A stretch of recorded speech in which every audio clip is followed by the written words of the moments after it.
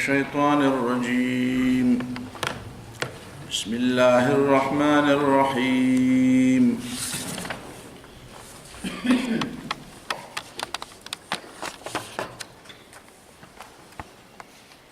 إن يدعون من دونه إلا إناثا وإن يدعون إلا شيطانا مريدا لعنه الله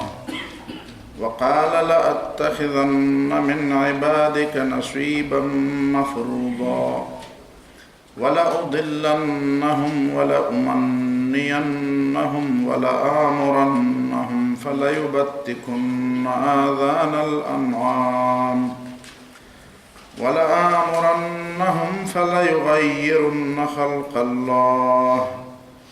ومن يتخذ الشيطان وليا من دون الله فقد خسر خسرانا مبينا. واپس بیازو آغا آیت تا آیت نمبر 95 وفضل الله المجاهدين على القاعدين أجرا عظيما درجات منه ومغفرة ورحمة وكان الله غفورا رحيما. دي تفصیل خو بیان شوه خود ودرې نکتې پکې نورم واوره. اولنې خبره خو په دې کې دا ده چې مجاهدین فی سبیل الله باموالهم وانفسهم دې تم اجر ملاويږي ډېر لوی درجه دی باندې یو درجه فضیلت دې ته ملاو ده په قاعدین باندې او په غیر مجاهدین باندې. خدا رستنی چې المجاهدین دي نو دا ای تفسیر تا ما کړو چې دا غي نه مراد څوک دي. آینه مراد خلق دي چې د جهاد په نتیجه کې چې کوم اقامت دین راضی دا اقامت دین د پاره فکری او عملی کار کوي. دی فضیلت ډیر زیات دی دا غي په نسبت. نو ته به وای چې هغه په سرور کوي نو دا فضیلت زیات پکار دی. نو مای چې سره ورکو شهید شونه یقینا بیا دا فضیلت خو ډیر ځکه قرآن دلته د مجاهد خبره کوي د شهید خبره نه کوي. چې شهید شي کو فضیلت خدا بیا زیات خدا د جدوجہد فضیلت داغه په نسبت د دې فضیلت زیات دی. نو داغه وجه دا ده چې الته جوش پکاريږي او دلته هوش پکاري او جوش د هوش په نسبت آسان کار دی. یو وخت کې منډه وال ډېر آسان کار دی. یو وخت کې په دشمن باندې ورتلل او ځان هغه خطرې ته ور مخامخ کول دا آسان کار دی. او په عام حالاتو کې په یخ ماحول کې په عام حالاتو کې د ژوند په دې عام روان ژوند کې په دې کې چې کله د جوش او د جذبې خبره نه نو په هغه وخت کې د اسلام په تعلیماتو باندې او هغه باندې زړه خوړل دا ډېر ګران کار. جوش او جذبه خو سړی ته یو شی آسان نو د دې وجه نه د فضیلت ډېر زیات دی. دا ټول عمر زړه خوراک دی. ټول عمر د مزونه او د مزیدارو سيزونو نه او د خوندورو سيزونو نه ځان را بندول دي. نو دا ډېر ګران کار دی. دویمه خبره دلته دام ده چې دې آیت نه بعضې شیعګانو استدلال کړی دی هغې باندې لږه خبره کوو چې حضرت علی رضی الله تعالی عنہ د حضرت ابوبکر صدیق رضی الله تعالی عنہ نه غوره دی. دا تفضیلیان چې ورته وایي تفضیلیه هغه چاته وایي چې هغې وایي چې حضرت علی د حضرت ابوبکر صدیق نه غوره دی. نو دا داسې څه د کفر خبره نه ده چې په دې وجه سړی په هغې د کفر فتوا ولګوي. خو خبره غلطه ده غلطه ځکه چې هغې وایي چې دلته وجه دا ده چې وایي حضرت علی رضی الله تعالی عنہ جهادونه ډېر زیات کړي دي او ابوبکر صدیق رضی الله تعالی عنہ جهادونه دومره نه دي کړي. او دا خبره هم غلطه کړې ده دویم دا وایي چې حضرت علي رضی الله تعالی عنہ غټ غټ جنگونو کې غټ غټ خلک وجلی دي. ابو بکر صدیق رضی الله تعالی عنہ خدا سي جنگونو کې خلک نه دي وجلی. نو دا وجه هم غلطه ده. صرف په جنگونو کې که ډېر خلک وجل دا د فضیلت وجه شي نو بیا خو به حضرت علي رضی الله تعالی عنہ امام رازي وایي، زه نه وایم، امام رازي تفسیر کبیر کې وایي وای کدا وجه شي خو بیا خو به ته دا ومنه چې رسول الله صلی الله علیه وسلم باندې هم حضرت علي ته فضیلت حاصل ده، ځکه رسول الله صلی الله علیه وسلم په خپله دونه نه دي وجلي څومره چې حضرت علي وجلي. نو بیا ابو بکر صدیق سره یاد خو بیا وایي چې حضرت علي په پیغمبر علیه السلام هم غوره دی، ځکه چې زیات مړي خو هغه کړي، نبي علیه السلام خو دومره مړي نه دي کړي. دا امام رازي ولا دا جواب اگر چې د دې دا مطلب هم نه دی چې رسول الله صلی الله علیه وسلم په خپل لاس څوک وجلي نه دي. دا ځینې خلکو دا خبره مشهوره کړې ده چې رسول الله صلی الله علیه وسلم په خپل لاس باندې څوک نه دي وجلي. نو دا څه مطلب دی په دې خبره کې دا په خپل لاس باندې وجل ښه کار نه و؟ دا څه مطلب دی؟ مطلب دی د خپل واضح دا نبی علیہ السلام ولې څوک نه وجل؟ دا وجل ښه کار نه و. نو چې ښه کار نه و نو بیا خلکو ته ولې وایي چې وجنې؟ څه مطلب دی؟ ته په پیغمبر باندې نعوذ بالله څه الزام لګې؟ دا خو الزام دی چې ته په پیغمبر لګې چې په خپل ورته یو کار ښه نه ښکارېده او صحابه ورته وایي چې ورځې پې ووجنئ. نو ته په پیغمبر بیا ایمان څنګه لرې؟ چې ایمان پې لرې نو بیا بې دا اعتراض څنګه کوې؟ رسول الله صلی الله علیه وسلم په غزوه احد کې ابی ابن خلف وجلی دی. ابی ابن خلف مکه معظمه کې یو زمانه کې داسې د نبی علیہ السلام او د ابی په منځ کې څه خبرې راغلې وې. نو ابی ابن خلف نبی علیہ السلام ته ګوته وسنډوله وایي زه به دې وژنم. نو رسول الله صلی الله علیه وسلم ورته فرمایل چې بل انا اقتلک ان شاء الله، ته مې نشې وژلی، زه به دې وژنم، زه به دې وژنم. نو دا ابی به بیا یېرېده، دی به یېرېده چې یاره پیغمبر علیه السلام خو ما ته ویلي زه دې وژنم،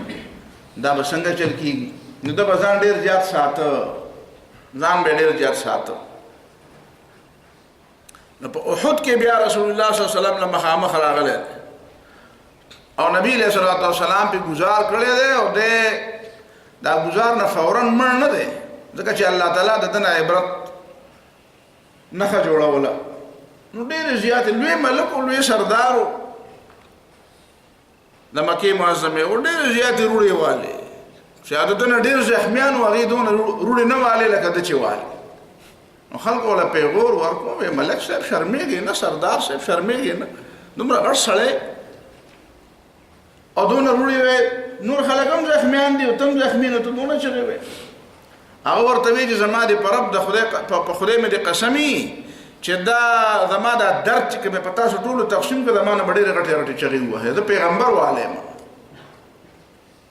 تا د پیغمبر د ګزار نه خبر نه یې. او بیا په داسې حالت کې دی مړ شو. نو دا ابی ابن خلف چا وجلی دی؟ رسول الله صلی الله علیه وسلم. یو امیه دی، امیه په بدر کې مړ دی، هغه حضرت بلال وجلی، حضرت بلال رضی الله تعالی. هغه عبدالرحمن ابن عوف رضی الله تعالی عنہ هغه سره وعده کړې وه وایي ته به زه به تا په مدینه کې بچ کړم، ته به ما په مکه کې بچ کړې. نو هغه چې بدر کې بیا وکتل نو عبدالرحمن ابن عوف ته وایي چې ستا د وعدې وخت راغی، اوس خو دا ما نه پرېږدي. چې حضرت بلال وکتل نو هغه وایي لا نجوت ان نجا امیه، که امیه ژوندی پاتې شي نو زما د ژوند بیا څه مقصد نشته، ځکه دا خو هغه سړی و چې په حضرت بلال ډېر ظلمونه کړي. نو د منډې والې او زوی هم ورسره و، اخر هغه زوی وروسته پرېښوده چې دی مړ کړې خو ما پرېږدی. نو هغه زوی ول هم مړ کړ. بیا چې دی پورې ډېر درونو حضرت عبدالرحمن ابن عوف رضی الله تعالی عنہ ته وایي چې منډه نوره نه شي والی، خو سمله او زه به باندې در پاسه در سملم چې بچ دې کړم، نو ما خو نه شي وژلی ده. نو حضرت عبدالرحمن ابن عوف پې ځان داسې راخور کړو. نو حضرت بلال رضی الله تعالی عنہ د هغه نه لاندې نه پرې توره باندې او په دې نیزه داسې چاښه و، په دې طریقه یې ټوټې ټوټې کړ مړې. په دې کې عبدالرحمن ابن عوف رضی الله تعالی عنہ هم زخمي شوی. نو هغه سره خپله وعده پوره کوله. حضرت بلال وایي زه بس ته خپل کار کوه، زه به خپل کار کوم. نو امیه هغه امیه دی، دا دواړه رونه دي، امیه بن خلف او ابی ابن خلف. او دا ابی ابن خلف په احد کې رسول الله صلی الله علیه وسلم ولیدل. دویم کس چې رسول الله صلی الله علیه وسلم په خپل لاس وجلی دی نو هغه دی کنانه بن ابي الحقيق. کنانه دا خیبر کې رسول الله صلی الله علیه وسلم د خیبر په جنگ په موقع باندې د خیبر د جهاد په موقع باندې نبی علیہ الصلوۃ والسلام د په غشي وشته دي. نو دا کنانه هم د رسول الله صلی الله علیه وسلم په غشي او بعض علماء دا لیکلي چې نه په غشي خو نه دی وشته دی گرفتار شوی.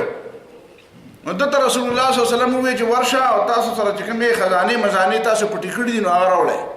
نو دوی چې موږ نه دي پټی کړی.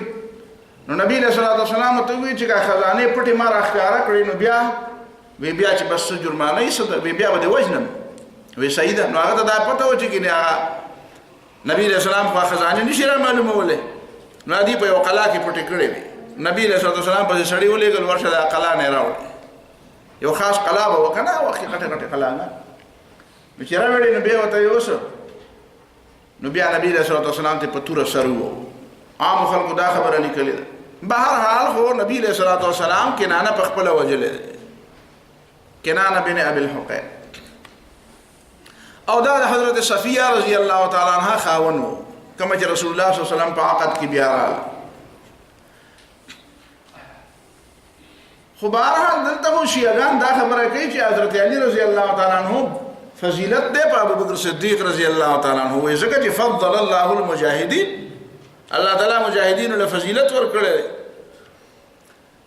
نو چې ما ته کوم گردانو کو دا غینه پته لګي چې دا کوم مجاهدینو ته چې الله تعالی ډیر فضیلت ورکړي هغه فضیلت د ابو بکر صدیق رضی الله تعالی عنہ ډیر زیات دی. دی آیاتونو نه دا معلومیږي چې یو هغه مجاهد دی چې هغه میدان جنگ کې جنگي یو هغه مجاهد دی چې هغه په میدان جنگ کې خو نه دی یو بل جنگ دی چې هغه تهذیبي جنگ دی د فکر جنگ دی د نظریه جنگ دی. نو د نظریه په میدان کې چې کوم سړی جنگ کوي هغه د بل نه ډیر زیات لوی جنگ کوي د ډیر لوی فضیلت دی. نو دا د نظریه د میدان د جنگ خو ابو بکر صدیق رضی الله تعالی عنہ د حضرت علی رضی الله تعالی عنہ زیات کړی. دی وخت حضرت ابو بکر صدیق رضی الله تعالی عنہ فضائل منظور مقصد نه دی خو یو دوه مثالونه تاسو صرف ویم تاسو پته ولګی د ابو بکر صدیق کمال ټول دنیا کې د رسول الله صلی الله علیه وسلم د صحابه کرام د هر چا ټول نه زیات یو صحابي دی غالبا سعد بن ابي وقاص رضی الله تعالی عنہ دی عمرو بن عاص دی غالبا نبی علیہ السلام نے تپوس کی غالبا عمرو بن عاص د خدای پیغمبر ستا سوخ وخت په سړو کې سوخ وخت وای ابو بکر په خزو کې اول په خزو کې رسول خو دی عائشہ وای په سړو کې رسول خو دی عائشہ پلا رضی الله تعالی بیا بل بیا عمر. نو هغه وای چې ما وای چې یاره کې دې زمانه په اخره کې مو نه دی وای نه غلي کېدل خدي. ابو بکر صدیق رسول الله صلی الله علیه وسلم دومره وخت په مرض الوفات کې د وفات په بیماری کې چې نبی علیہ الصلوۃ والسلام او فرمایل دا د حضرت انس رضی الله تعالی عنہ روایت میں دلته د عبد الله ابن عباس خرج رسول الله صلی الله علیه وسلم فی مرضه الذي مات فيه پکمه بیماری کې چې نبی علیہ السلام وفات شو نو یو ځل په دغه بیماری کې راوته او جماعت عاصب راسه بخرقه سر په ټوټه تړلې نو فقعد على المنبر په منبر کې ناس فحمد الله واثنى عليه د الله تعالی حمد و ثنا یې ثم قال بیوی وفرمایل انه ليس من الناس احد امن علي في نفسه وماله من ابي بكر بن ابي قحافه فما چې چا څومره احسانات کړی دي پای کې د ټول نلوي احسان د مال او د نفس په لحاظ سره په ما باندې ابو بکر صدیق رضی الله تعالی عنہ کړی دا نه احسان په ما چا نه دی. ایو بل روایت کې دا راځي چې ما د هر چا د احسان بدل ورکړي خو د احسان بدل مې نه دی ورکړي. ولو كنت متخذا من الناس خليلا كما فزړه کې کوم انسان لزې ورکولې نو لاتخذت ابا بکر خليلا بیا به ابو بکر لزړه ورکړي زړه کې زې ورکړي وزړه کې هم زې سره پرابل ورکړي. ولكن خلة الاسلام افضل بدا دوستی د اسلام په وجه چې زماو د په منځ کې دا بدا ولا پورا ده. او سدوا عني كل خوخه في هذا المسجد دي جمعه ته د چا د کور نه کړکې راغلي دا ټول کړکې بند کې خو شاکي کورونه او نار کور نه به کړکې راغلي یا وړه دروازه ورته وای تمبګې ورته وای دا چا د کور نه چې تمبګې راغلي د جمعه ته دا ټول تمبګې بند کې الا خوخه ابي بکر دا ابو بکر صدیق ته بغیر کولال نو دا رسول الله صلی الله علیه وسلم قرآن کې اذ هما فی الغار اذ یقول لصاحبه لا تحزن ان الله معنا دا ابو بکر صدیق د صحابیت نه څوک انکار کوي نو دا کفر کوي ځکه دا صحابیت په قرآن ثابت دی دا سے قرآن صورت نور کی فرمائی ولا يأتل أولو الفضل منكم والسعة أن يؤتوا أولي القربى والمساكين والمهاجرين في سبيل الله وليعفوا وليصفحوا ألا تحبون أن يغفر الله لكم صبر قوت صحيح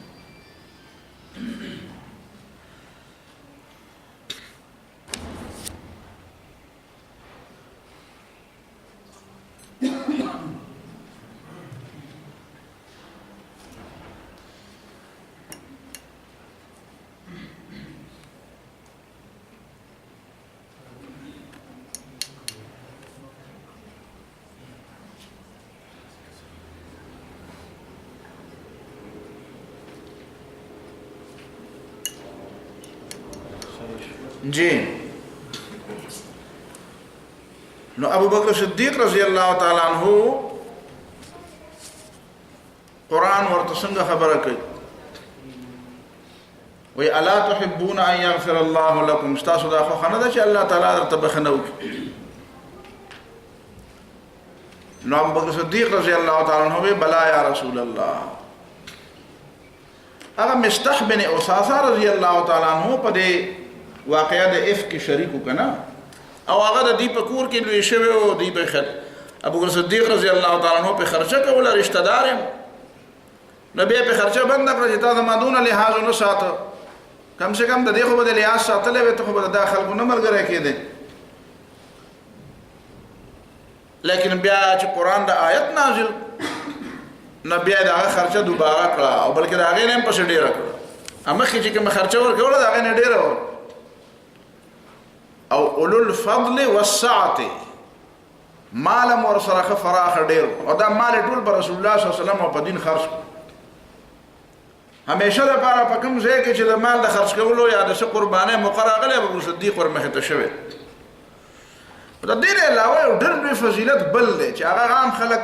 داغه ته فکر نه کوي هغه د دې ډېر لوی فضیلت هغه دا دی چې کله رسول الله صلی الله علیه وسلم وفات شو نو ټول صحابه کرامو حضرت عمر فاروق رضی الله تعالی عنہ علی الخصوص هغه وایي چې څوک بدانه وایي چې نبی علیہ السلام وفات دی نبی علیہ السلام وفات شوی نه دی که په دې وخت کې ابو بکر صدیق رضی الله تعالی عنہ د ډېر فکر او د غور نه کار نه وغوښته او هغه چې کوم طریقه اختیار کړه هغه طریقه ډېره زیاته عجیبه وه یعنی عمر فاروق رضی الله تعالی عنہ په حقیقت کې داسې چې بے خدای طرف ته تلو ورستو بیا به دا وی چې ما باندې دا دومره بے خودی او دا ذکر راغلی و د نبی له صلوات والسلام د وفات خبر ما منل ذکر چې ما وی چې نبی له سلام به دا وخت پورې نو وفات کیږي سو پورې دا منافقان او دا ختم نکی نو دا خو دا یو فکر او سوچ ټول دنیا باندې بدین غالب کیږي او موږ به مرو زمون جنازې به کوي دا منافقان به دنیا نه ختمه نه پس بیا وفات کیږي اصل چې د معراج خبره بزین کې و ناغه وچ کې دې شو دا دغه پشانی و صورت حال له دا به دا مو چې نبی له سلام وفات اوس که په دغه وخت ابو بکر صدیق رضی الله تعالی عنہ دلم بخامخ راځي او ته وی چې وفات د نبی له سلام نو ممکنه ده چې حضرت عمر فاروق رضی الله عنه دا سې اقدام وکړي چې دا غي نه بل مسله جوړه شي نو دې خبره خطر خو ځکه چې هغه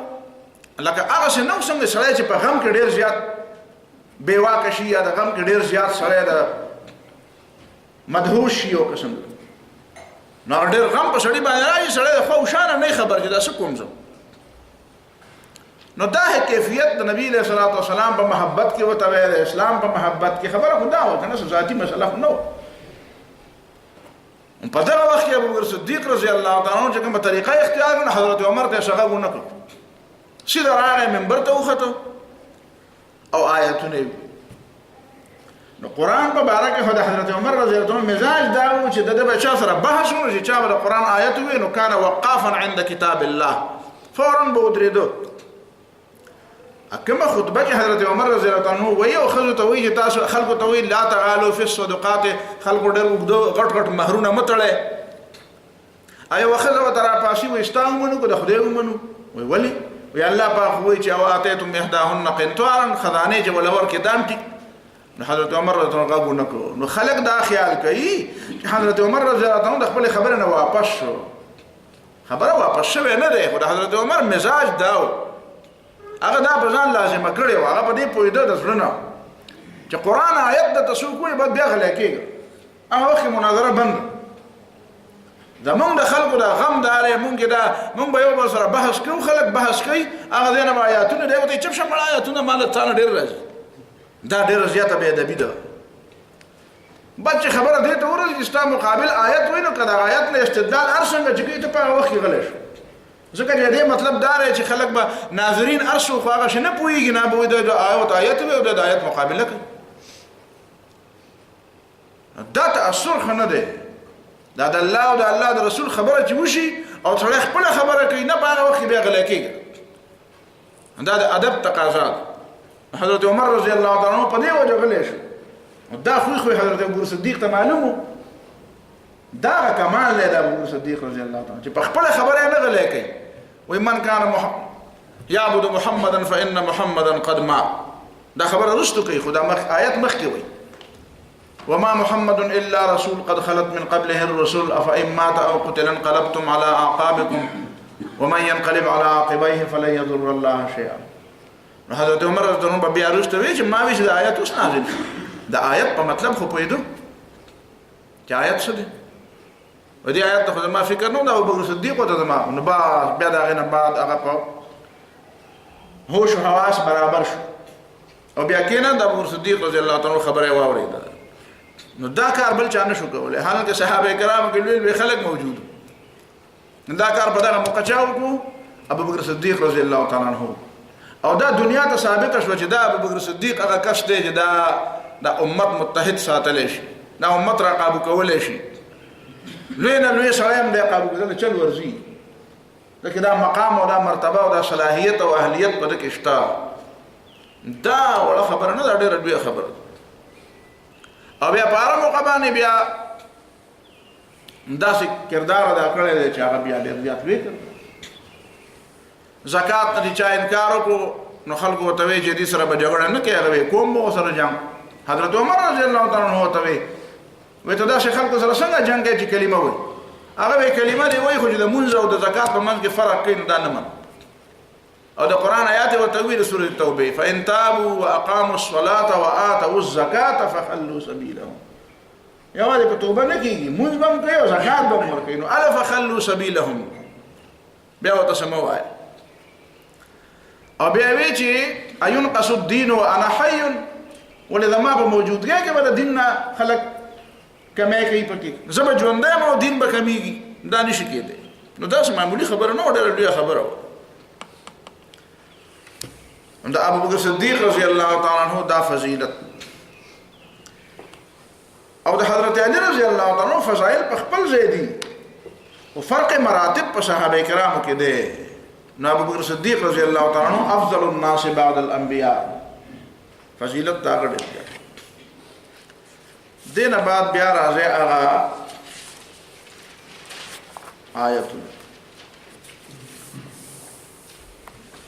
آیت نمبر 113 کې لهمت طائفة منهم ان يضلوك کې یو نقطه ذهن کې کېنوه چې څنګه چې خلکو د رسول الله صلی الله علیه وسلم د خطا کولو کوشش کوي منافقانو په هغه مسله کې چې هغه ابن عبیرق غلا کړی و، بشیر یا بشر یا طعمار سچو ا دې بیا تل یو مکه معظمه ته تختیدل او بیا الته کافر مرشد مرتد شو، اسه منافق مرتد شو. نو دلته قرآن بیا وایي چې لهمت طائفة منهم ان يضلوك. دا د الله تعالی په تا باندې فضل دی کني په دې خلکو کې یو داسې ډله شته چې د هغوی دا خیال دی او دا اراده ده چې تا خطا کوي. یعنی تاسو ګوره د پیغمبر علیه الصلاۃ والسلام په موجودګۍ کې د پیغمبر علیه الصلاۃ والسلام په مجلس کې داسې خلک کینی پاسي چې دا غیم په دماغو کې دا خیالي چې یره په څه طریقه به مقام ته ملاو شي او دا نبی علیه الصلاۃ والسلام به خطا نو د دین علاوه یو بل امیر او یو بل امام او یو بل شیخ او یو بل استاد او یو بل عالم هغه هم دا احتیاط ډیر زیات پکار دی چې اسنه چې کله کله دا شاګردان په نوم باندې راجمه او بیا به خطا کوي په فارسی کې وای پیر نه مې پرد مریدان مې پرانند وای پیر په خپل الوته نه دا مریدان دروغ وای هغه پیر الوته نه پیر ته چې پته ولګي هغه یره د برشتیا الوته مخ ماته به یاد نه نه هم پدې کې هغه د الوته دارو نو دا هر پیر ته هر امیر ته او هر شیخ ته د دې خبره احتیاط پکار دی چې تخپل شاګردانو ته دا حق ورکا چې هغه سوال کوي نو سوال دی وکي ځان پوي نو ځان دی پوي کی خدا حق علماء ورکو چې هغه ستاسو دماغ وسوار شي دماغ باندې سوارو ما چې هغه دا پرې پوي چې یاره زکه مسکم دی نشم خطا کولای دا ما د چلونو ولونو دی خبر او دا اعتماد خشه دی اعتماد پکار دی په خپل شاګردانو اعتماد پکار دی شاګردانو له استادانو اعتماد پکار دی خدای اعتماد سره دام پکار ده چې څنګه چې قران وایي چې لهم طائفه واحذرهم احتیاط کوا نو هغه کله کله پکې دې شي په خنیت بدا کار کوي باندې چې نبی له سلام سره چې دا کومه خنیت او منافقان کنه خو تاسو را کې دې شي چې په خنیت باندې او سره یو خسوالو کې یا داو کې یره دا خبره پکې داسې کول پکار دی او دا پکې داسې کول پکار دی دا موږ ته د نصیحتونو د شاګردانو او د مرګري دوستان ډیر زیات کوي یاره دا چل پکار دی بیا راځي دا کار ته وکړه نور زکم دا یو کار پکې ته وکړه دا ما ته چې کوم دا ته پخپلو اخر تم څه کاوه کنه ټول کارونه به ما ولیکي نو زه ته داسې وې او انسان دې کله کله کې دې شي موږ هم خطا شو خو بهر حال دا احتیاط او دا نقطه پکار د ذهن کې موږ ډیر خلک داسې لیدلې دي چې هغه د خپل شاګردانو د لاسه په بده واوري دا مرزا غلام محمد قادیانی چې وکنه تاسو ته پته ده چې د پیغمبر دعوه د چا په وجه وکړه د یو شاګرد ډېر قریبي او ډېر لوی ذهین سړی او ډېر پوهه سړی دا غنو حکیم نور الدین بیا دا غنه بعد دا ډېر لوی حیثیت او دا د بچو په ربو کې دا ډېر لوی دا حکیم نور الدین به ته بار وی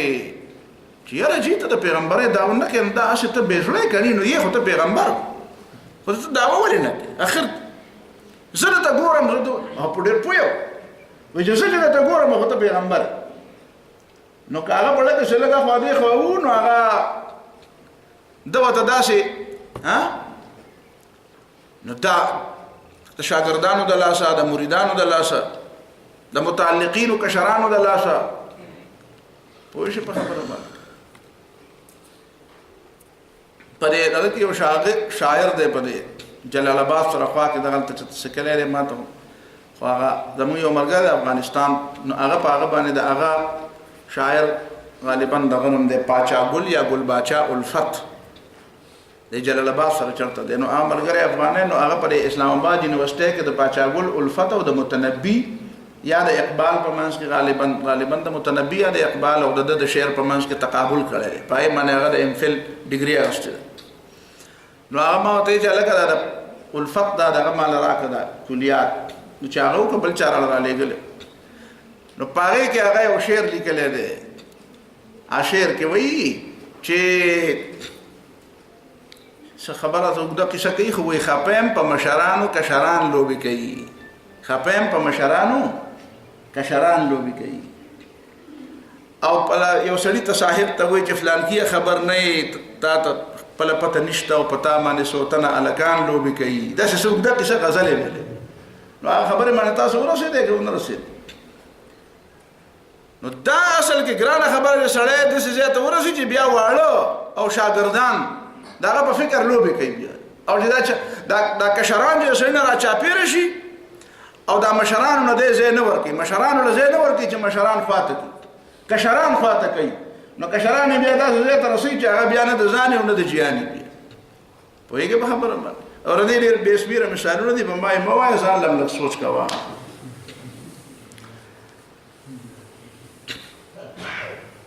ها رښتیا هغه شروع د دې نه کړی دی، وایي په ګیره د بابا اوس ماشومان لوبې کوي، د دې نه شروع کړی دی، په ګیره د بابا اوس ماشومان لوبې کوي او خپه یم په مشرانو کشران لوبې کوي. دا نه دی پکار، دې نه ځان احتیاط کوي. بل آیت إن يدعون من دونه إلا إناثا وإن يدعون إلا شيطانا مريدا لعنه الله وقال لأتخذن من عبادك نصيبا مفروضا. شرک چې څوک کوي نو دی څه کوي؟ نو شرک إن يدعون من دونه إلا إناثا دی انوست دی د بوتانو بندگی کوي. بوت ته انثا ولي وي ځکه چې سړی د الله نه بغیر د بل چا بندگی کوي نو په هغې کې د ټولو نه لوی شی نفس دی او نفس په عربۍ ژبه کې مؤنث دی. ما تحت ادیم السماء من اله يعبد ابغض عند الله من هوي الطبع. د اسمان د لاندې چې د کومو دروغجنو خدایانو خلک بندگی کوي د خدای په مقابله کې چې خدای پرېږدي او د دروغجنو خدایانو بندگی کوي نو په هغې کې د الله تعالی د ټولو نه مبعوث شی څه شی دی؟ هوای الطبع، هوای نفس، د خپل نفس بندگی کوي. یاره وایي زما زړه دا وایي نو دا معبود. ارأیت من اتخذ الهه هوا، ته دا هغه چا نه خبر یې چې هغه د خپل خواهش نه خدای جوړ کړی. نو یو دا. دویم دا چې دا بوت چې دی بوت نو دا مؤنث دی. دا صنم لس پر اردو ژبه کې صنم د محبوب د پاره استعمالیږي نو صنم مؤنث نه کړي نه خدا میلاو نه وصال صنم، دا صنم بوت. او انثا په دې لس کې څه شی دی؟ په دې کې لچک دی. د انثا دا لس نه دی، په دې کې لچک دی. د دې وجه نه هغه جوان چې یې خو ځوان او سړی او د ښځو غوندې لچکې په دې وجود کې نو دا د بېکارتوب خبره ده. د دې زمانې تهذیب دی چې د هلکانو نه جنکۍ جوړې کړي. هر سړی په دې خوشحالېږي. د عام جوانان دا چې د ټامیان غونته کوي، دا ټامیان خو پېژني نو د هغې ټول انداز او اټک بیټک ته ګورئ نو هغه به داسې نازک نازک او نو دا خو د ښځو سره دا خبره ښه ښایي. ته خو ځوان یې، تا سره خو دا نه ښایي، تا سره خو زیږوالی ښه ښایي.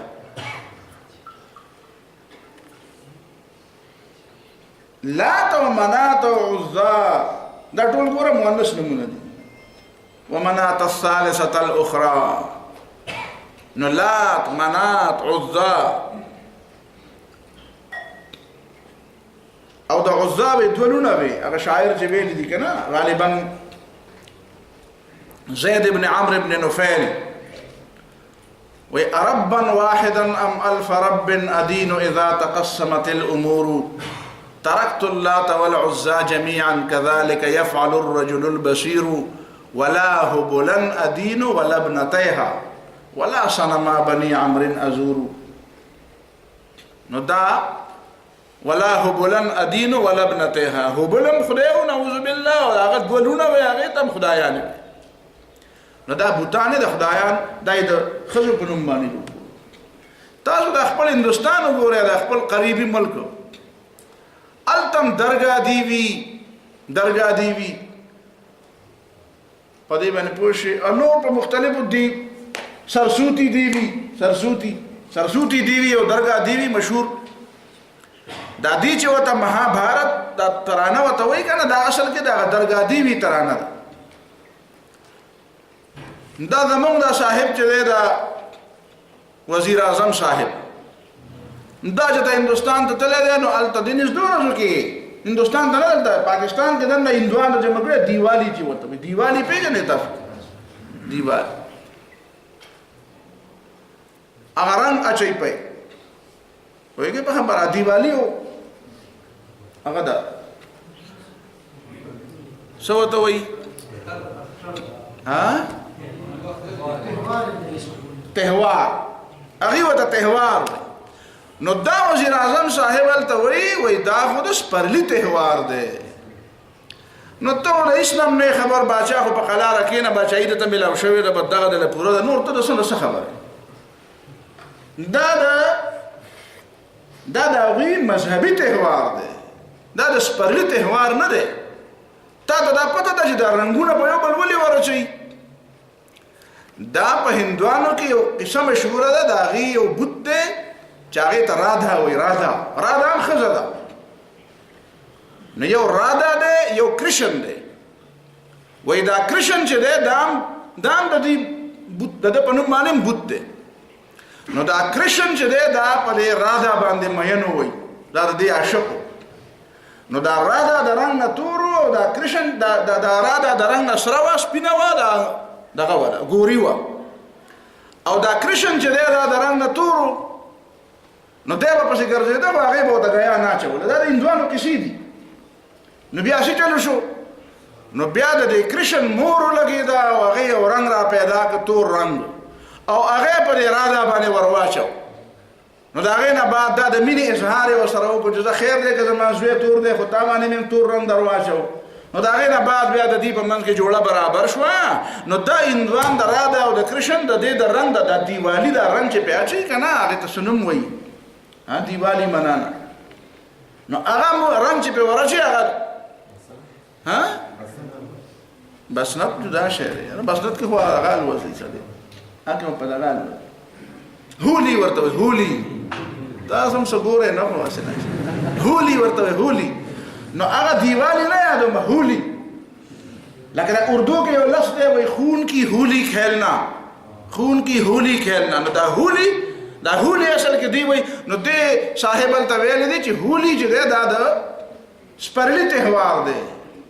نو هولي د سپرلي تهوار نه دی هولي د هندوانو مذهبي تهوار دی او دا د هغې خبرې یاد تازه کوي چې دا دوه بوتان دي د دوی د رادا او د کرشن او هغې کې دا د رنګ مسله راغلې ده نو دوی بیا یو بل ته مخامخ کیني په یو بل باندې رنګونه وراچوي نو دا چې په یو بل رنګونه وراچوي نو دا د کرشن د هغه مور هغه یاد تازه کوي چې هغې په رادا باندې رنګ وراچولی و نو دی د څه خبر دی چې دا وایي دا د سپرلي تهوار دی سپرلي تهوار نه دی دا د هغې مذهبي تهوار دی نو ان يدعون من دونه الا اناثا وان يدعون الا شيطانا مريدا دا د شیطان بندگی کوي دا د شیطان عبادت ته به وایې د شیطان عبادت شیطان څنګه شیطان ته دعوت ورکوي شیطان څنګه راغواړي نو د شیطان خبره مني مخکې چې تا ته ما د توحید کومه خبره کړې وه هغه خبره ذهن کې یاد وساته چې توحید څه ته وایي د الله تعالی عبادت او د الله تعالی امر منلو ته توحید وایي او دلته ان يدعون من دونه الا اناثا وان يدعون الا شيطانا مريدا نو دی حقیقت کې داغه بندگی کوي داغه اطاعت کوي دعوت معنا داغه اطاعت عبادت کوي نو دا اطاعت عبادت ده د شیطان اطاعت کوي څنګه چې سورۃ یاسین کتاب ویلي دي چې علم احد الیکم یا بنی آدم الله تعبدوا الشیطان او تا ته مې نه ویلې د شیطان عبادت به نه کې نو عبادت که مطلب سجدې ته وایي نو شیطان ته سجده چا لګولې که عبادت منښتې ته وایي نو د شیطان په نوم باندې 5 روپۍ چا منلي که شیطان صرف دعا ته وایي نو شیطان نه دعا چا غوښتې ده اگر چې نن سبا د یو بله طریقې سره د شیطان عبادت کوي تاسو ته به پته وي سیټانک چرچز اوس په دنیا کې د شیطان په نوم باندې چرچونه جوړ شوي دي د شیطان په نوم چرچونه جوړ شوي د شیطان عبادت کوي باقاعده زموږ په دې وطن کې خلک وایي والله تعالی عالم چې څه کافي تعداد خلک په پاکستان کې دننه د شیطان د چرچ سره وابسته شته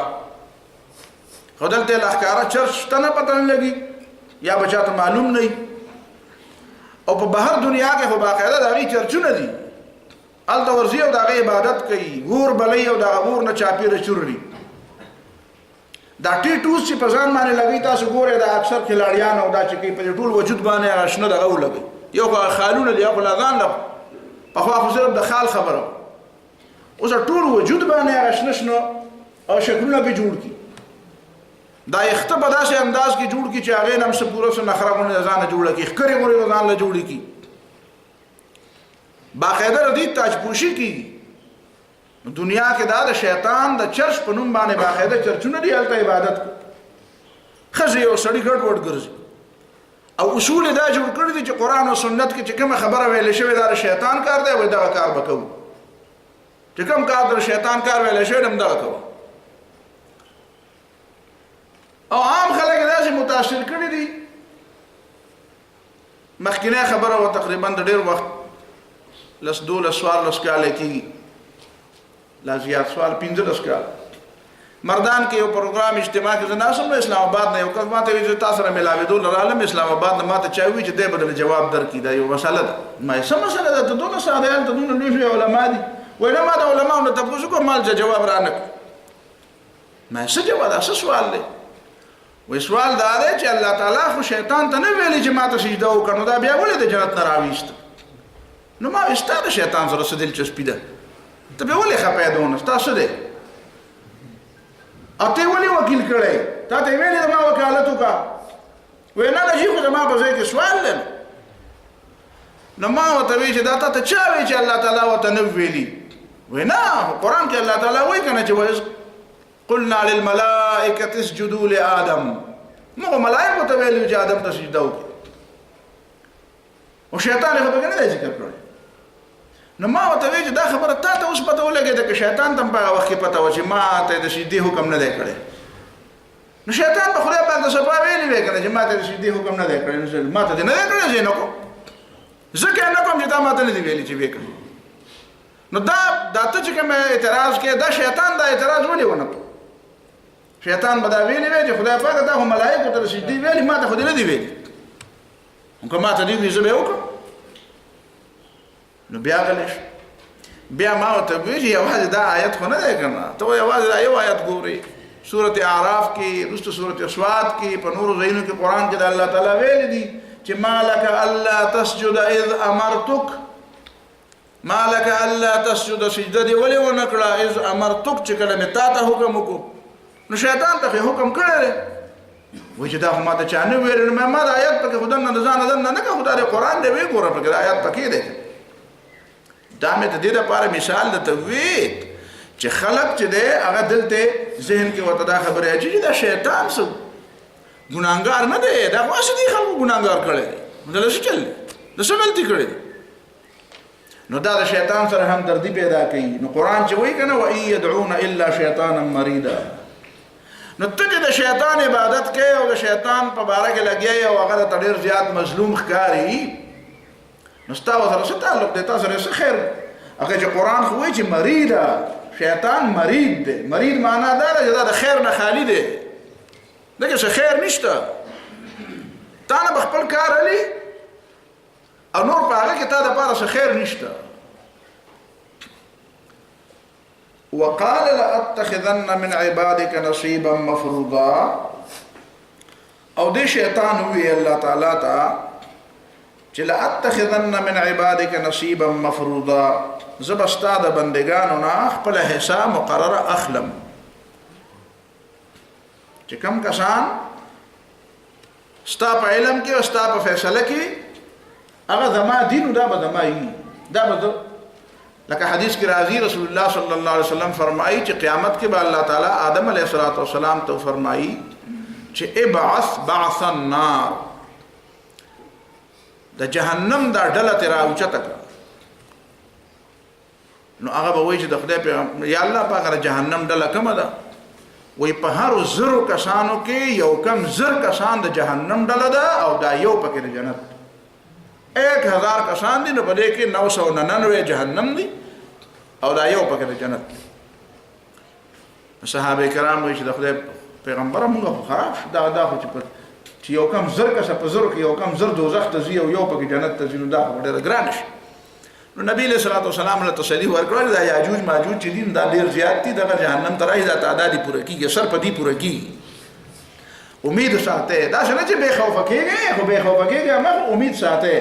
یرا او تم دواړه ساته نو لأتخذن من عبادك نصيبا مفروضا نو دا نصیبا مفروضا بده سوې چې زبدا څنګه خپل لار باندې براړم دا خلک چې د جهنميان دي نو هغه د پاره دی وایي چې ولا اضلنهم زبدي گمراه کوم دا لام پدې کې د قسم د پاره دی ګوره لأضلنهم لأمنينهم لآمرنهم ليغيرن. دا سلور وړه لامونه چې دي دا لام موطئه للقسم دی، په هره خبره دی قسم خوري چې لأضلنهم زه به دي خامخا ګمراه کړم، او لأمنينهم او زه به دي له په زړه کې ارزوګانې ور واچوم. گویا کې د شیطان د طرف نه چې د انسان د اغوا او د انسان د گمراه کولو کومې طریقې دي نو هغه دلته دواړه ذکر شو. د اضلنهم تعلق د دې سره دی چې د فکر به اغوا کوم، فکری اغوا چې څه ته وایي. مو اغوا دې ته وایي چې سړی اوچت کیو بې تخت. اصل کې اغوا چې کومه ده نو دا فکری ده. ولا اغوینهم اجمعین. اغوا اصل کې دې ته نه وایي چې سړی دې اوچت کو. موږ په اردو کې اغوا دې ته وایي. اصل کې اغوا دې ته وایي چې سړی فکر خراب کړي. نو د پاکستان کې دنه د څومره اغواکار دي دې ته څوک اغواکار نه وایي. هغه اکه دوکه چې سړی وتښتي نو هغه ته اغواکار. حقیقت کې دا د یونیورسيټو پروفیسوران په دې کې چې هغه بيدینه دي، د کالجونو استادان چې هغه بيدینه دي، د سکولونو استادان چې بيدینه دي، نظریه پاکستان خلاف بل بچو فکر خرابوي، دا ټول اغواکار دي باندې د اغوا مقدمه پکار.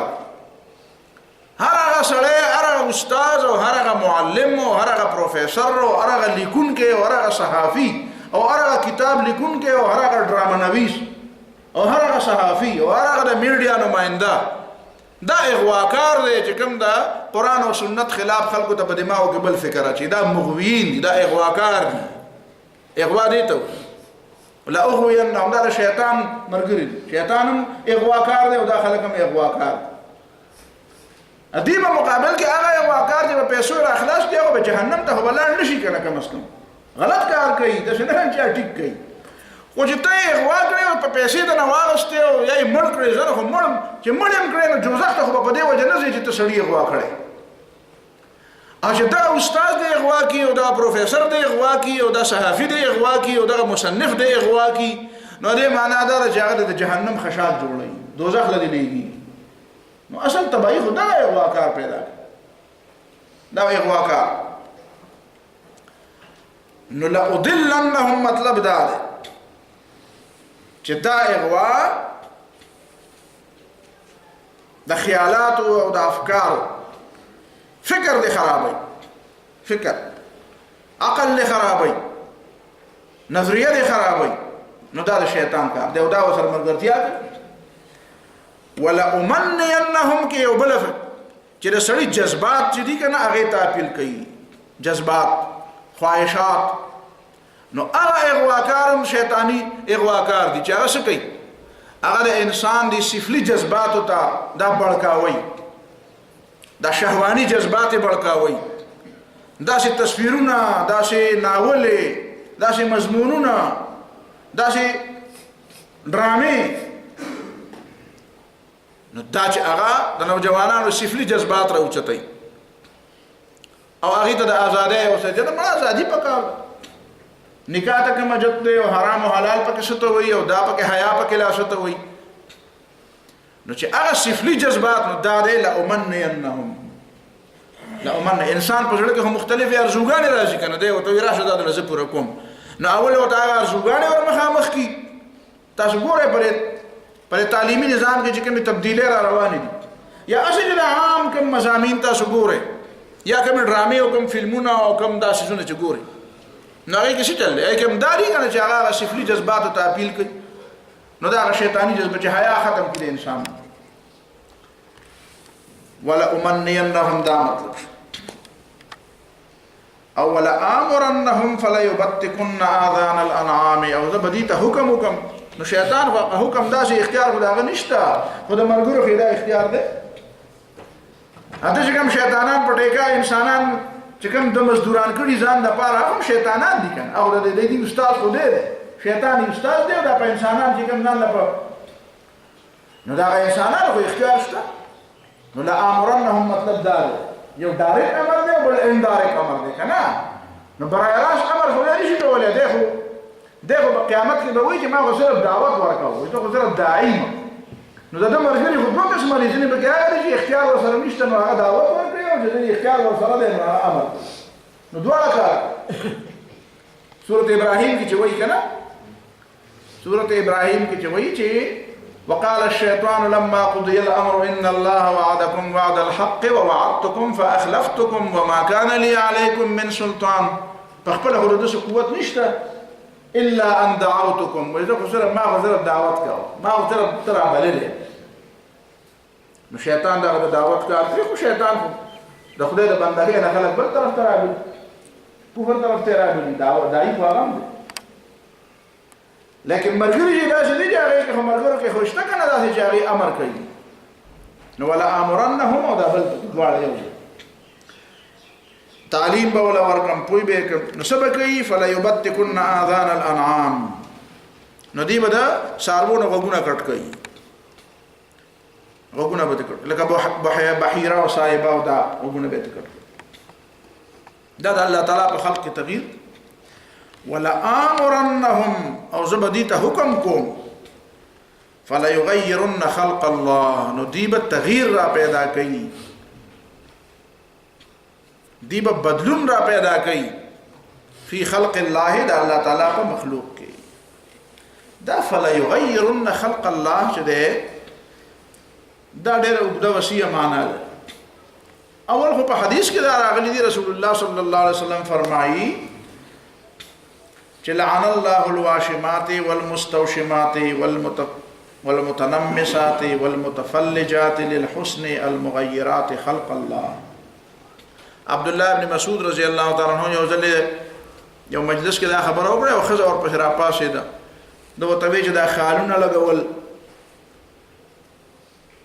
یا په خپله خال لګوي یا بل چاله خال لګوي،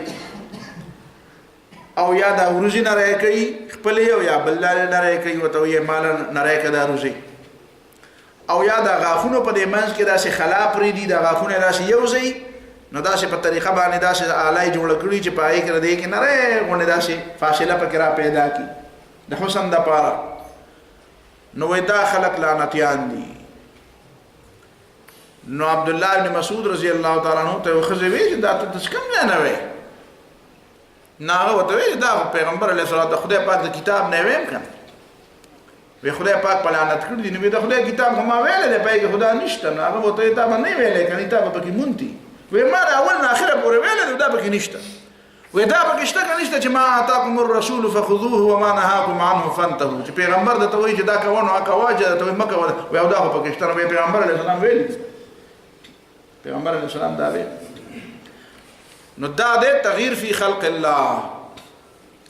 د تغییر فی خلق الله یو معنا دا هم ده چې د الله تعالی په احکامو کې تبدیلی کوي. لکه نن سبا چې داسې دانشوران را پیدا کړي دي، د الله تعالی په احکامو کې تبدیلی کوي،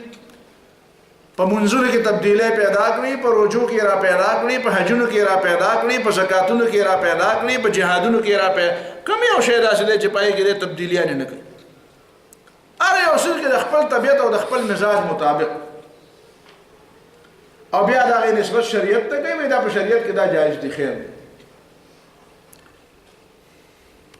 سړو او د ښځو مشترک مجلسونه جایز دي، بلکې یو بل د لاس هم ورکوي، خیر دی. دا لاس ورکول خو جایز، او ظالمه خو دا په حدیث کې منع راغلی ده، ورته جایز دي. وایي نه دا خو جایز دي، خیر دا د دې زمانې خبره. تاسو په دې پابندیانې لګوئ. دا مونږ غوندې خلکو ته وایي تاسو د اسلام ته خلک را روان دي، خو ستاسو د لاسه وله نه راځي. وایي تاسو یې ورته ګرانوئ، تاسو یې ورته ګران. نو دا ته چې ورته څنګه اسانه، نو دا بیا اسلام شو؟ نه خو اسلام نه شو. اسانول خو دې ته نه وایي چې ته ورته په اسلام کې کټ کوټ وکړه. اسانول دې ته وایي چې خدای پاک د مخکې رقم اسان کړی و او ته پیش کړ، نو زه ته پکې تبدیلي وکړم بل اسلام ته. نو هغه ته به په دې تمه چې دا به د خدای پاک هغه منتخب اسلامي او به شی به بلي.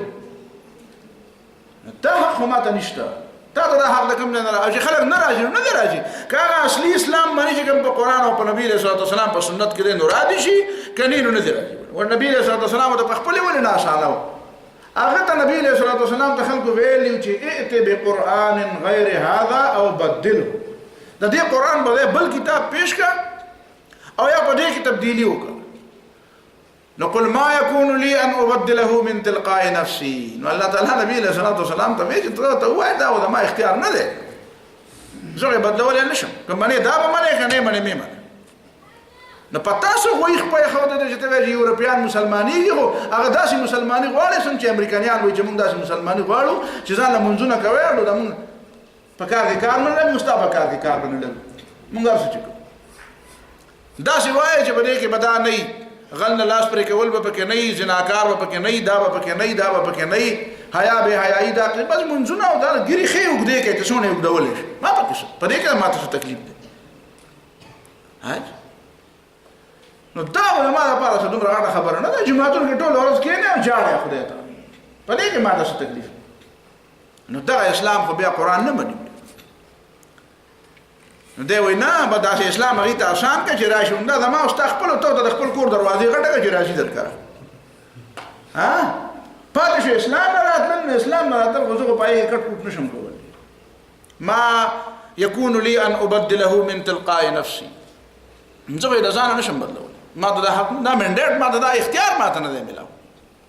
زه خو دا اختیار ان اتبع الا ما یوحى الی، زه خو په دې هم تابعداري کوم چې ما ته څه وحي کېږي. دې ته اسلام وایي، د وحي تابعداري ته اسلام چې د خلکو دپاره نرمۍ.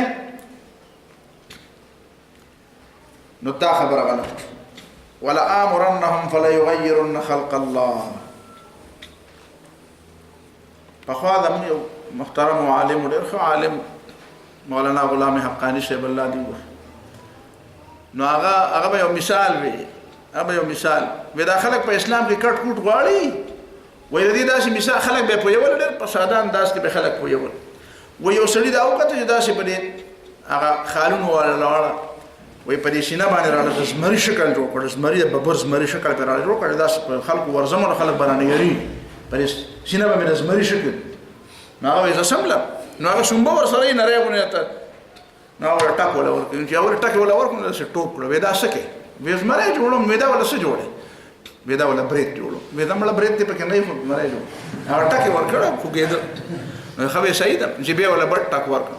نو بیا راپاسې وایي څه وایي دا ته څه؟ وایي زمری جوړوم. وایي دا وله څه جوړې؟ وایي دا وله غوږونه جوړوم. وایي زه مړه غوږ دې نه وي خو زمری جوړ کړ. نو چې ټک به یې ورکړو نو یا به لکۍ وه یا به سر وه یا به خپې وي. نو څه جوړه لکۍ وه؟ نه لکۍ نه نو ته چې بیخ دې وځه. نو چې لکۍ نه یو سر نه یو برېت نه یو پوز نه نو څه شي زمری څنګه جوړ کړم؟ تاسو عجیبه اسلام غواړئ. د حیا او د بې حیایۍ تصور دې پکې نه وي. پوهېږي په خبره د پاکۍ او د پلیتۍ تصور دې پکې نه وي. نو بیا د هغې نه بعد نو دا د خپلې خوښې اسلام غواړه. مړه چې د جومات ته دنده راځئ نو دا موبایل خو بندوی که نه، دا هم دومره رادګار کار دی. ما خو مخکې دل یو درس کې ویلي ما چې د چا موبایل په درس کې وکړنګېد نو دا به د هغې مدرسې له علم په چنده کې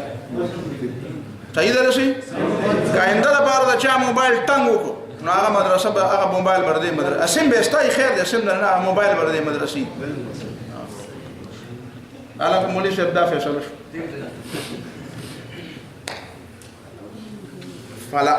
ولآمرنهم فليغيرن خلق الله. ویني څنګه اوس په جبونو ټولو ګوتې ووهلې ایزبرګانو ایزبرګانو چې کې موبایل رانه ځي وایي درس به یا اورم یا به پرې پوهېږم یا د موبایل به وبیلم بیا به ته په کور کې واړه وایي چې څنګه دې موبایل وبیله. پکاره چې اوس هم جیب له ګوتې نه وه دا خیر دی دا پکې راځي. فليغيرن خلق الله، تغيير في خلق الله. ردينا مطلب څه دی؟ نو ردينا مطلب دی لکه مثلا د قوم لوط علیه السلام عمل، دا تغيير في خلق الله. ضبط ولادت چې دا د منصوبه بندۍ داسې طریقه اختیار کړي چې بیا بچي خلک نه راوړي، که سړی اختیار وي که ښځه اختیار وي. رهبانیت چې دنیا پرېږده او ځه چې د غارونو ته تخته،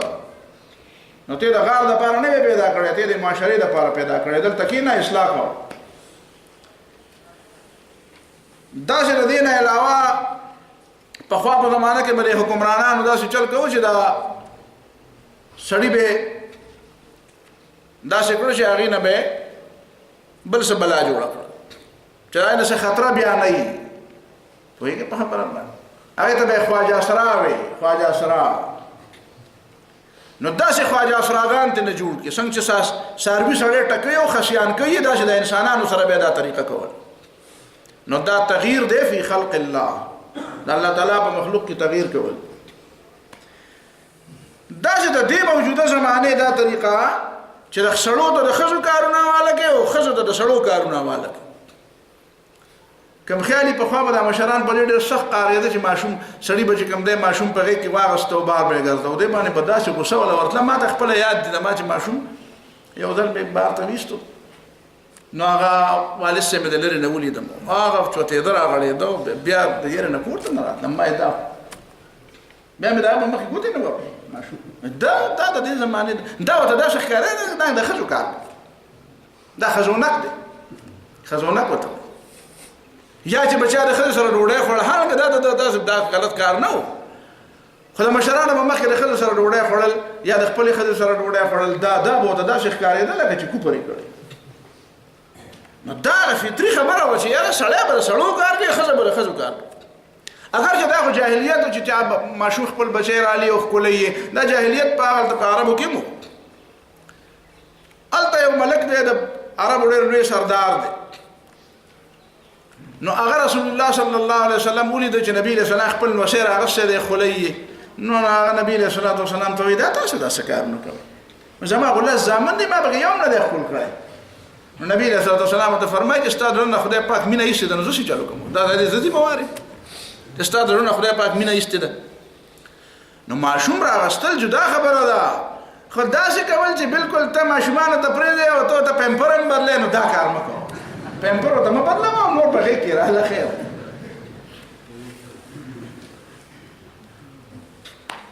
دې باندې نه پوهېږې ته که نه قرآن به کې مطلب مې دا دی فلیغیرن خلق الله د سړو نه د ښځو کار اخلي او د ښځو نه د سړو کار اخلي او ځینې ښځې ما ته یاد دي شیرګل کې ما چې سبق وینو هلته کې یو ښځه وه نو خلکو به ورته حاجي صاحب تماچه به یې غاړې ته اچولې وه د سړو جامې به وه پنجهدارې څپلۍ به یې پخ کړې وې هلته په دوکان کې به نه په بلخته به یې ډړولې ما به داسې مونږ چې بازار ته به تلو راتلو د مدرسې چوټي به وه نو ما وایي چې دا خو سړی دی که دا ښځه ته دا څه شی دی نو چا نه مې تپوس وکړو دا حاجي صاحب دی دا تغییر فی خلق الله ته حاجي صاحب یې خو کور کې نه که نه حاجي صاحب کور دې نه علاوه چې دا نن سبا کوم فیشن راوتي دي فیشن څه دی نخره دا جوانان د ښارونو دا جوانان په ځان سمه نخره یعنې شیطان ورته وایي چې په ځانه تماشه جوړه کړو د یختو کې څه نخرې وکړي او په دې ګیره کې څه نخرې وکړي او څه پوره څه د ځانه څه پیښه جوړه کړي نو دا پیښې د ځانه جوړول او دا نخرې د ځانه دا تغییر فی خلق الله دی سړی کوي او که ښځې کوي یا دا بیوټي پارلر لی بوځي او هغه د هغه نه څه شی جوړ کړي څه شی ترې جوړ کړي نو دا شیزونه بیزونه دي چې خدای پاک ها ټیک ده چې څه ګمنځې ممنځې او څه دغه دا ټیک دی په خپل ځای خو دا چې پکې کوم څه شی کوي چې بلکل شکل ولا بدلوي نو دا تغییر فی خلق الله او د دې یو بل شکل دی اوس په دې وخت کې تاسو ته به پته وي په هغې لږه خبره ورته وکړم هغه دا ده چې یورپ دا کوشش کوي شیطانی قوتونه دا کوشش کوي یورپ خو د هغې مزدور دی شیطانی قوتونه دا کوشش کوي چې دا انسان دی را قابو کړي دا چې کوم موبایل یې ما او تا له جوړ کړی دی که نه دی که خو بظاهر خو ما او تا په دې کې فایده ده یا په دې نټ کې خو د ما او ستا بظاهر یو فایده ده او حقیقت کې چې دا کوم شی دی نو دا د ما او ستا د فایدې دپاره ډېر کم دی او د هغه د فایدې دپاره ډېر زیات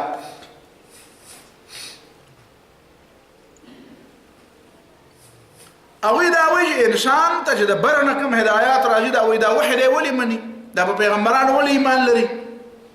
په پیغمبرانو ځکه ایمان لري چې د دا عقیده ده چې د پیغمبرانو د علم د بره نه راغلی نو هغې اوس دا په دې بره خلا کې دا کاروایانې ولې کوي هسې نوم خو له د سټار وارک دي چې یاره که په دې ځمکه باندې چېرته یې ټمبمونه را خلاص شي نو موږ به بره دپاره ځان له ځایونه جوړ کړي موږ به هغې کې یو بره خدا خو په حقیقت کې ظاهر خبره ده. حقیقت کې چې دا د چا پلانینګ او د چا منصوبه ده، نو هغه دا تصور کوي چې انسان ته چې هدایت د بر نه راځي نو انسان هغه هدایت قبلې. نو دی په دې کوشش کې دی چې څنګه چې فرشته او ملائک د بر نه هدایت او براوړو په پیغمبرانو باندې، مونږ هم پر بر فضا کې دا کوشش کوي دی خدای مقابله کوي. دا کوشش کوي چې په دې طریقه باندې مونږ پر بر فضا قبضه ولرو، فضا باندې، او د بر نه چې دا کوم هدایت او څه شی راځي مونږ دا خبره را قابو کوو. دا خدای دعوه چې کوي خاص نه ده. دویمه خبره ردی دا ده چې دی په دې باندې سوچ او غور کوي چې دا انسانان را قابو کی. انسانان را قابو کول مطلب تاسو ته دا پته چې په دې کې دنه داسې ډیوایسز او داسې سیسټونه په دې کې خو دي چې هغه باقاعده ستا ټول حرکات او دا نوٹ کی ته د بیټری لري کوم نه په بیټری کې دنه شي ته کی دي نو بیا بس په بیټری کې دنه هغه شی به خو دي نو هغه باقاعده ستا ټول خبره ریکارډ کړي، ستا تصویر ملي. دا اوس چې تاسو ګورئ پاکستان کې دنه لا داسې زونه عام نه دي. او تیر کال چې زه عمرې له لاړم نو چې ما کتل چې په کومه کمره به مونږ ته راکوله، په کمره کې چې به ما کتل نو هغې کې به یو باقاعده هغه لګېدلی دی، یو کیمره پکې لګېدلی، یعنې په کمره کې دننه باقاعده ته د هغه نه خلاص دا پې لازم کړي دي چې دې کې دننه به باقاعده دا کیمره لګېدلي چې ته د هغې نه چې ستا یو حرکت هم دا د چا نه پټ نه. نو په دې ذریعه باندې دا خلک راقابو کول غواړي، راقابو کول. صحت چې بربادي هغه په خپل ځای، پیسه چې بربادي هغه په خپل ځای، اخلاق چې بربادي هغه په خپل ځای. خو دا ویم چې ستا یو حرکت نوٹ کوي او هغه یو حرکت د څه کوي چې ته د هغه د قابو نه چېرته باندې چاته دا پته وي. اوس به تاسو ته پته وي یو نوې ټکنالوژي راغلې ده. هغه نوې ټکنالوژي دا راغلې ده چې ستا دا موبایل دی قیمتي موبایل، نو دې قیمتي موبایل سره تاله یو نمبر ده. نو وایي هلکه تا دا موبایل دی دا د نه څوک پټولی نه شي. څنګه یې را نه شي پټولی؟ دا د نه څنګه نه شي پټولی؟ تا ته یو نمبر معلوم دی، نو به ته کمپیوټر کې هغه نمبر ووه او هغه کلیک کړه، ډیجټ نمبر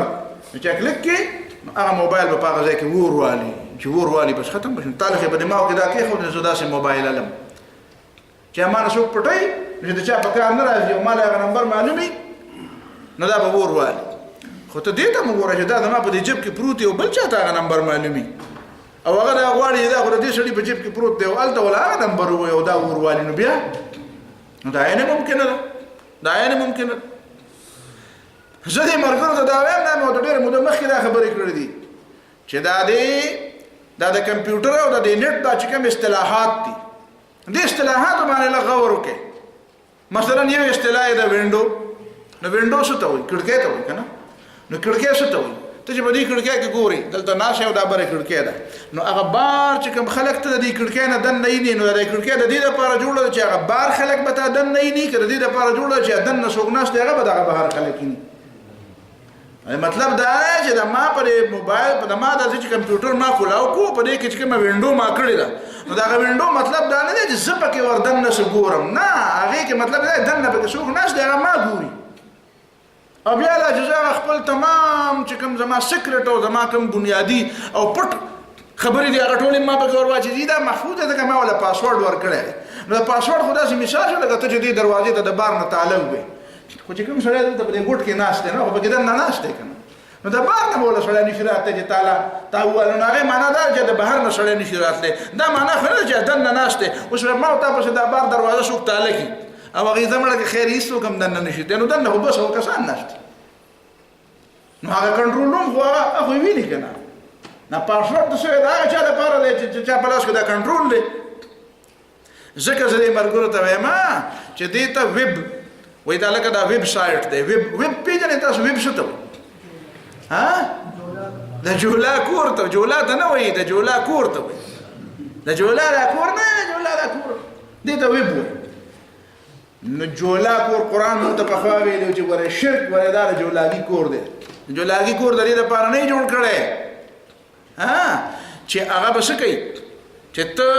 د هغې نه فایده والې، هغه دې دپاره جوړ کړی. د جولاګي د کور مطلب څه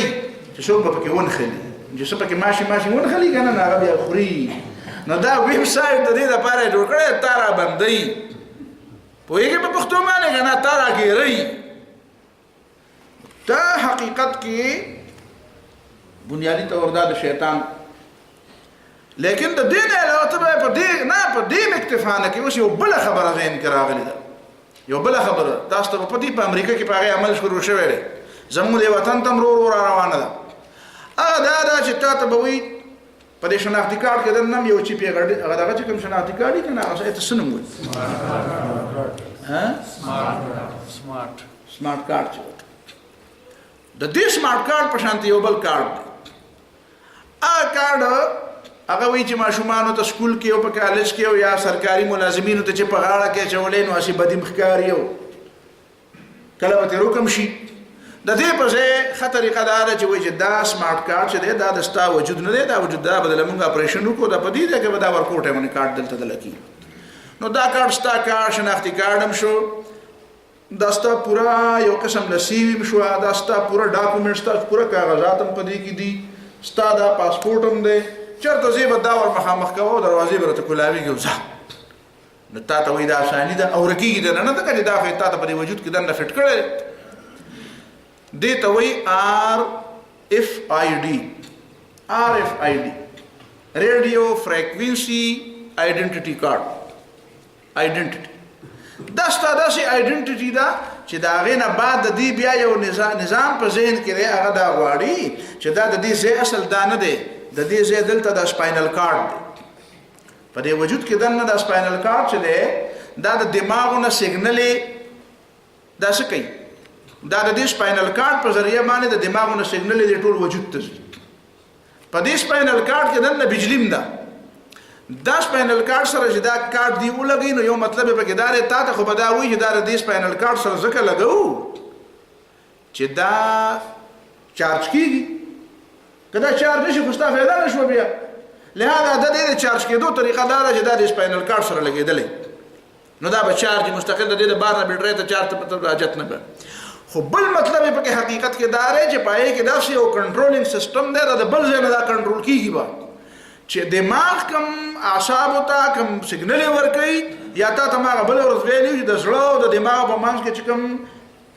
کمیونیکیشن دی چې کوم ډایلاګ کوم رابطه د دواړه طرف نه دی هغه رابطه قابو کوي چې د زړه او د دماغ رابطه د زړه نه او د دماغ رابطه بند کی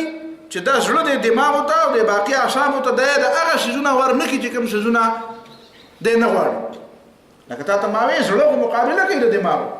نو دی وایي چې نه دا خار نشي دویم دا چې دماغ کم سیګنل ورکوي نو که په دماغ کې د سړي توحید خبره د اسلام خبره د الله د یاره چې دا خبرې نو دا خبرې باغی را قابو کوي نو گویا کې د انسان نه به اسی یو لولا باندې شیشه اسی یو بدو یو کدو شی به جوړ دته به باقاعده هدایات دته به باقاعده سیګنل هغه نه چې د دماغ ورکوي د وجود ته به سیګنل دی به هغه کارونه نه کوي هغه کار د بار به نه پاسي چې کوم کار دی په خپل غواړي چې زه وکم بلکې دا به د بار نه وترازي نو دا هغه سیګنل په ذریعہ باندې چې هغه سم د چا په قابو کې دی او هغه سم ته څوک هدایات را لېږي لکه ته چې نمبر ملاوي او ستا موبایل وایبریشن شروع کړي نو دا شی به غیر خبره ده چې دا ته به هدایات دا غوښنه راځي مطلب دا دی چې دا انسان به بیا اسی او بوتل شی به جوړ شي دغه به نه ایمانی نه به پکې حیاي نه به پکې اسلامي نه به آزادي دا به باقاعده دا غواړي چې بس هغه به څه کول غواړي نو هغه څه وکړي نو دا د ابلیس او د شیطان اخرنه منسوبه ده او دا د دجال د پاره خلق ده دجال د پاره دا منسوبه ده روان ده چې موږ داسې او داسې انسانان سب ارب نشي کېدی تاسو ته په پته په امریکا کې په یو ځای کې ما ته خو چا تصویرونه را لېږلي تختې جوړې کړې دي او پای باندې لس هدایات ورکړي پته چاته نه لګي دا تختې چا ولګولې کله ولګولې دا هدایات په چالي کړې دي د دې په پوش باندې شو کولا کله امریکایانو ته ځان لپاره نشته هغه هدایاتو کې بنیادی خبره داري چې دا موجوده تعداد د انسانانو چې دا ډېر زیات دی دا انسانان دا شنه دي په کار دا ډېر کم پکار دي تاسو دا معلومه چې هغه وایي چې په اول ځل کې به موږ دا تعداد 3 ارب تراولو او په دویم ځل کې به دا تعداد 60 یا 70 کروڑ تراولو ټول دنیا د انسانانو تعداد دا وجل پکار دا ختمول پکار دي فائدہ نشته دا نه دي پکار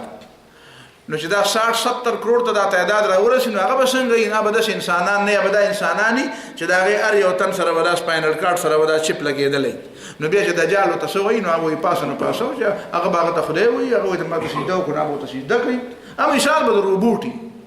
هغه به د روبوټ مثال وي دا دی د شیطان منصوبه په دې باندې پوه شئ فلا یغیرن خلق الله دې به د الله تعالی په مخلوق کې څه کول غواړي تبدیلی پکې کول غواړي